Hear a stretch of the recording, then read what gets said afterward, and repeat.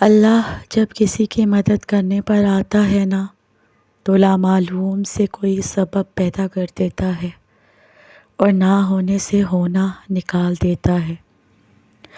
میرے پاس کوئی مددگار تو کیا، مدد کا وعدہ کرنے والا بھی کوئی نہ تھا۔ پھر قرآن کھولا تو اللہ پاک وعدہ کر رہا تھا، ہر تنگی میں فراخی ہے، اور میں رو پڑی۔ بے شک اللہ اپنے بندوں کو کبھی تنہا نہیں چھوڑتا۔ اور آپ جانتے ہیں کہ اللہ کی غیبی مدد کیسے حاصل کی جاتی ہے، کب اور کیسے اللہ کی مدد نصیب ہوگی ہمیں۔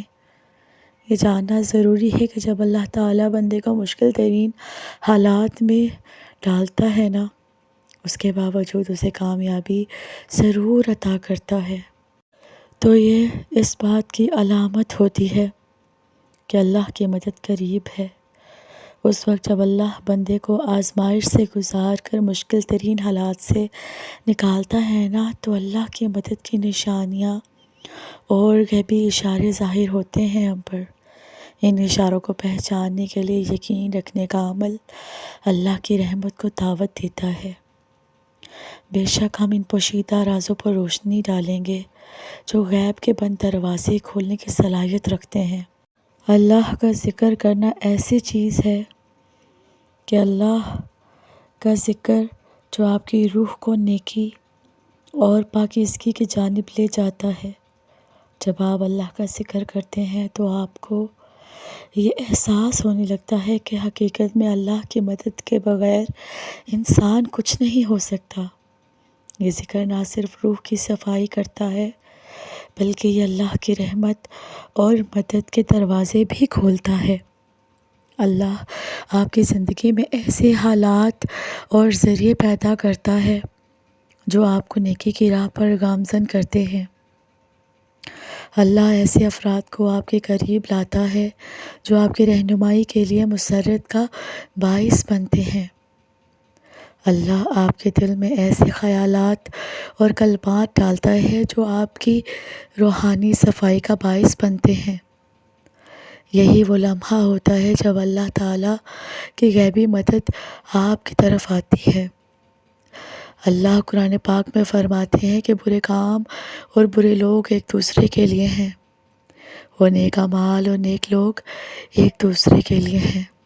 جب آپ اللہ کی یاد کے ذریعے اپنے آپ کو پاکیزہ کرنے کی کوشش کرتے ہیں نا، تو اللہ ایسے ذریعے پیدا کر دیتا ہے جو آپ کو نیکی کی جانب لے جاتے ہیں۔ وہ منفی لوگوں کو آپ سے دور کر کر آپ کی زندگی میں مثبت تبدیلیاں لاتے ہیں۔ لیکن بعض اوقات بندہ نیکی کے راستے پر ہونے کے باوجود بھی آزمائش میں مبتلا ہو جاتا ہے۔ ایسا بھی ہوتا ہے کہ بندہ نمازوں اور ذکر و اذکار کی پابندی بھی کرتا ہے، اللہ کے احکام کے عمل کو پورا کرنے کی کوشش کرتا ہے، پھر بھی اس کو زندگی میں مشکل حالات کا سامنا کرنا پڑتا ہے۔ یہ مشکل حالات سزا نہیں ہوتے بلکہ اللہ کی طرف سے ایک آزمائش ہوتی ہے۔ اللہ اپنے بندوں کو ایمان پر رکھتا ہے کہ کیا وہ ان حالات میں صبر کرے گا اور اللہ کے ذات پر مکمل بھروسہ رکھے گا۔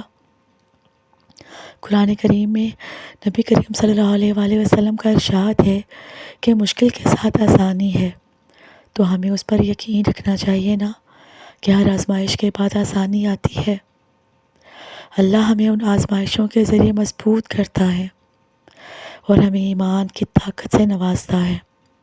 ہمیں اس موقع پر صبر کرنا چاہیے نا، اللہ سے مدد مانگنی چاہیے، کیونکہ ہماری دعائیں اور آنسو اللہ کے ہاں ضائع نہیں ہوتے کبھی بھی۔ ہر آزمائش کسی عظیم منصوبے کا حصہ ہوتی ہے جو کبھی جلدی سمجھ میں نہیں آتی، کبھی انتظار کا تقاضا کرتی ہے، اور صبر اپنی ایک ہی کہانی ہوتی ہے۔ ہر دعا کا اپنا وقت ہوتا ہے۔ کبھی یہ نہ سوچیے گا کہ آپ کا یہ صبر بے فائدہ ہوگا یا آپ کی دعائیں ضائع ہو جائیں گی۔ یاد رکھیں، دکھ اور تکلیف اللہ کی ناراضگی کی علامت نہیں ہوتے، یہ ایک نعمت ہوتی ہے جو اللہ کا راستہ دکھاتی ہے آپ کو۔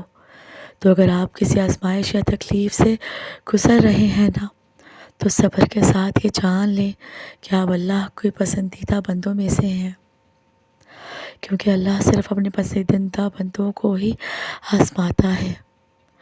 اور جب مشکلات بہت بگڑ جاتی ہیں نا اور حالات بھی کنٹرول میں نہیں رہتے، تو ایسے میں دل کی گہرائیوں سے اپنے اللہ پاک سے مانگا کریں، کیونکہ وہ بگڑے کام بھی سنوار دیتا ہے، ہر مشکل کو آسان کر دیتا ہے اور کرے گا انشاءاللہ۔ جب بندہ صبر کے ساتھ اللہ کے فیصلے کو قبول کر لیتا ہے نا، مشکل ترین حالات میں بھی اللہ کی مدد کا منتظر رہتا ہے، تو دراصل وہ اس کے انعامات کا مستحق بن جاتا ہے۔ یہ صبر ایک ایسی نعمت ہے جو انسان کو اللہ کے قریب لے جاتی ہے، اور اللہ اس کے بدلے میں اسے بہترین اجر عطا کرتا ہے۔ لیکن بہت دفعہ ایسا بھی ہوتا ہے کہ جب بندہ مشکل میں گرا ہوا ہوتا ہے نا، اور کوئی ظاہری ذریعہ یا سبب اسے نظر نہیں آتا، وہ بجائے اس کے کہ وہ اللہ کی طرف رجوع کرے، وہ نماز، ذکر و اذکار سے دور ہو جاتا ہے۔ ایسے وقت میں شیطان انسان کے دل میں وسوسے ڈالتا ہے کہ پہلے مشکل حالات سے نپٹا جائے اور پھر عبادت کی طرف رجوع کیا جائے، لیکن یہ سوچ بالکل غلط ہے، کیونکہ مشکل وقت اللہ سے تعلق کو مضبوط کرنے کا موقع دیتا ہے۔ جب انسان مشکل حالات میں بھی اللہ کا ذکر کرتا ہے نا، نماز قائم کرتا ہے اور دل میں اس کا بھروسہ بٹھا لیتا ہے اور اللہ سے مدد مانگتا ہے، دعا کرتا ہے، اللہ تعالیٰ رحمت کے دروازے کھول دیتا ہے جس کا اس نے کبھی تصور بھی نہیں کیا ہوتا۔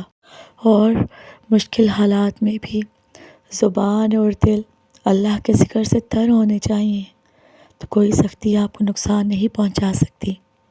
یہی وجہ ہے کہ قرآن کریم میں اللہ تعالیٰ فرماتے ہیں، اپنے بندوں کو ذکر اور یاد دہانی کی تلقین فرماتے ہیں۔ جو لوگ رات کی خلوت میں اپنے رب کے حضور آنسو بہاتے ہیں نا، اور دن کی روشنی میں دنیا کے سامنے مسکراتے ہیں، وہ اللہ کے پسندیدہ بندے ہوتے ہیں۔ یہی لوگ ہیں جن کے لیے ہر آزمائش کے بعد اللہ کی مدد ان کے منتظر ہوتی ہے، اور وہ جانتے ہیں کہ ان کا صبر اور دعا بھی رائے گاہ نہیں جاتی۔ بس ہمیں انتہاؤں میں نہیں جانا چاہیے۔ جب بھی ایسا ہو نا، فوراً واپس آنا ضروری ہے۔ اپنے مرکز پر رہنا سیکھیں، صبر کرنا سیکھیں، اپنی حقیقت سے واقف ہونا چاہیے۔ بہت سے لوگ اپنے بارے غلط فہمی رکھتے ہیں، لیکن دوسروں کو آپ کی حقیقت کا علم ہے۔ اپنی کمزوریوں کو جاننے کی کوشش کیا کریں اور ایک معمول کی زندگی پر توجہ دیا کریں، اللہ کی یاد میں مشغول رہا کریں۔ یاد رکھیں کہ ایک نارمل زندگی کی ہماری نشانی ہے کہ آپ کسی بھی پریشانی میں مبتلا ہیں تو اللہ پاک پھر بھی آپ کی حفاظت کرے گا۔ جو لوگ ذکر میں مشغول رہتے ہیں نا، اپنے دائرے میں رہتے ہیں، اپنی زندگی کے ہر پہلو میں اللہ تعالیٰ کو یاد رکھتے ہیں، اللہ تعالیٰ ان کے معاملات بہت آسان کر دیتا ہے۔ ہمیں اپنے نفس کا دھیان رکھنا چاہیے، اللہ کے نام کا ذکر کرتے ہوئے منفی خیالات کو اپنے دماغ سے نکال دینا چاہیے، اپنی سوچوں کا جائزہ لینا چاہیے تاکہ آپ اپنے نفس کو بہتر بنا سکیں۔ جب آپ اپنے اندر کی گہرائیوں کو جانتے ہیں نا، تو آپ کو اپنی شخصیت میں چھپے ہوئے بہت سے پہلو نظر آ جاتے ہیں۔ اللہ کی مدد پر یقین رکھیں۔ صبر اور یقین کے بعد تیسری اہم چیز ہے دعا کا اہتمام کرنا۔ جب بندہ اپنی تمام تر کوششوں کے باوجود اپنی مشکلوں کا حل نہیں پاتا نا، تو یہی وقت ہے کہ وہ اپنے رب کی جانب مزید جھک جائے اور خلوص کے ساتھ دعاؤں کا سلسلہ جاری رکھے۔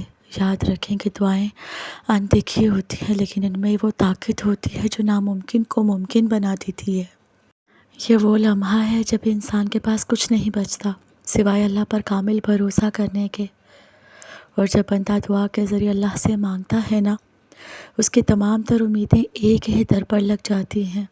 یہ امید اور یہ دعا بندے کو آزمائشوں کے دائرے سے نکال کر رب کی رحمتوں کے دائرے میں ڈال دیتا ہے۔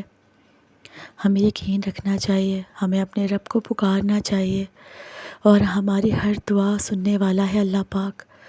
وہ سب جانتا ہے کہ آپ اپنی تنہائی میں کس طرح اس سے باتیں کرتے ہیں اور کس طرح ہر بار صبر کا دامن تھام لیتے ہیں۔ آپ کے دل کی گہرائیوں سے نکلی ہوئی ہر دعا، ہر آنسو اللہ پاک اپنے بارگاہ میں قبول کرے گا ایک دن، اور وہ آپ کے صبر کا بہترین اجر دے گا آپ کو۔ تب آپ ایک ایسی حالت میں پہنچیں گے جہاں اللہ آپ کے حالات کو ایسے ترتیب دے گا کہ آپ کی دعائیں پوری ہوں گی انشاءاللہ۔